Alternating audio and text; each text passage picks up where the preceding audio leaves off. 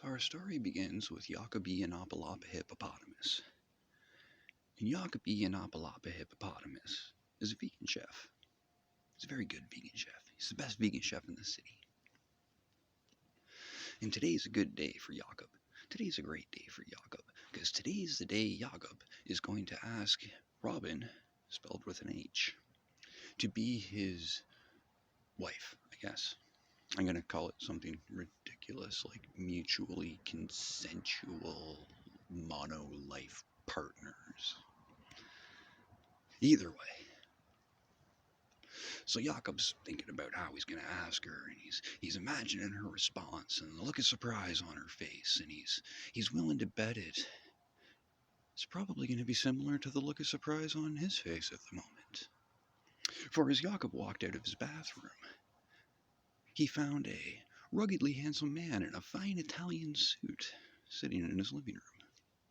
And the man makes a comment about how the chair's uncomfortable, and Jakob makes a comment about how it's a private residence. Jakob goes to the kitchen to get a knife to scare the man away, and the man goes, "Oh, Jakob, there's no knives in your kitchen, yes? In fact, you don't even have a kitchen." And Jakob looks around and realizes that there's nothing around him that even remotely resembled his kitchen, including the floor. And at that point, Jakob realizes that he's talking to God. And Jakob, he falls to his knees and he begins to cry and he says, "Is this because I raped that girl in college?" God gets this shocked look on his face and he says, "You raped a girl?" This confused Jakob, as he was under the assumption that God was all-knowing. And God stands up and he holds out his arm, and in his arm appears a sword made of sharks, and he looks at Jakob and he says, "You sick motherfucker," and he swings the sword, and it stops 7/8 of an inch from Jakob's neck.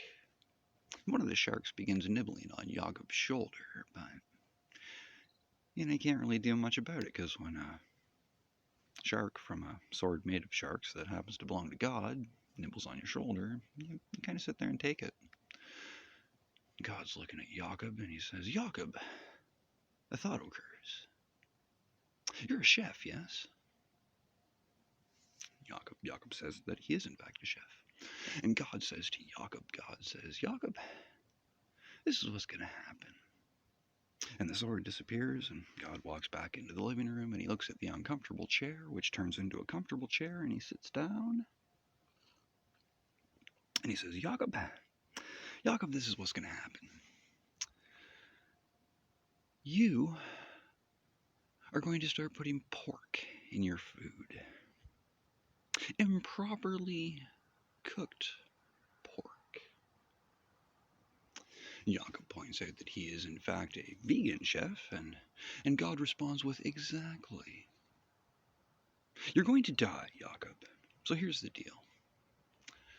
For the rest of eternity, I can use your soul to wipe my ass every morning, or you can put improperly cooked pork into all your meals." And Jakob's not sure what to do. He's like, poisoning vegans, that's monstrous. And God says, as opposed to raping a woman. So Jakob agrees to help God, and God again pulls out his sword made of sharks, and he rests it on Jakob's shoulder, and he says, "Well, arise, Jakob, for you shall be my 4 horsemen of the apocalypse." Jakob's like, "So I get a horse?" God says, no, you get a plate of improperly cooked pork. Jakob says, "Where are the other 3? God says, it's you. You're gonna feed vegans improperly cooked pork and kill them." Jakob says, "So I'm the 4 horsemen of the apocalypse, despite the fact there's only one of me and I don't have a horse." God says, "This isn't the apocalypse, Jakob. We're just killing vegans." So the day goes on, and And Jakob goes and he asks Robin with an H to be his mutually consensual mono-life mate, and she agrees, and all is well. And Jakob's mixing pork into his vegan meals, and properly cooked pork at that. And vegans are getting sick, and there's a plague spreading amongst them, and God is very happy. And then one day there's a food festival, hundreds of food booths, thousands of vegans, all gathered in a field to eat vegan food.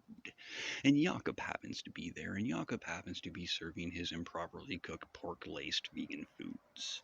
And about halfway through the day, a lot of the vegans start getting sick, but they don't know why, because there's a lot of food booths, and they can't quite narrow it down to which one is making everybody sick.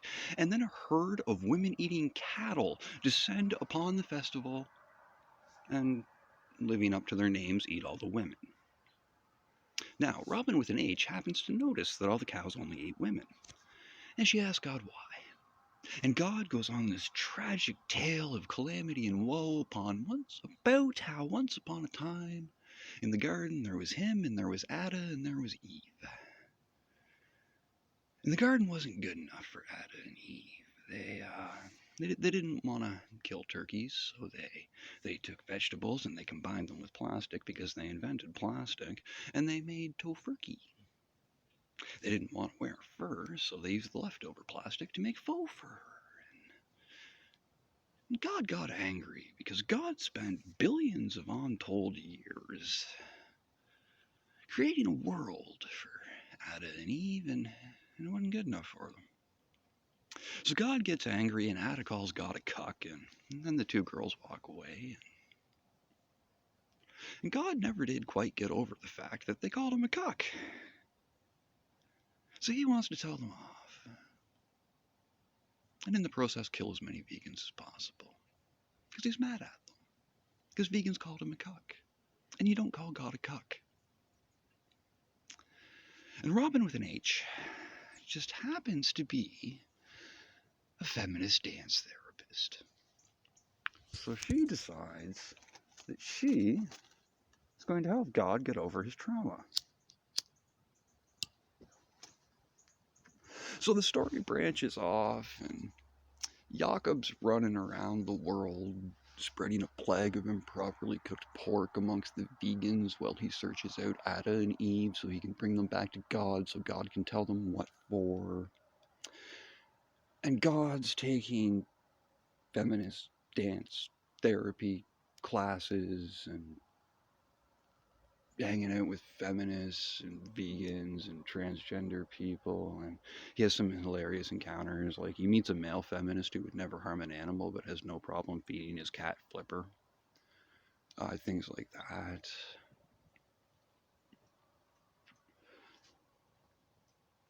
And then I don't know what happens.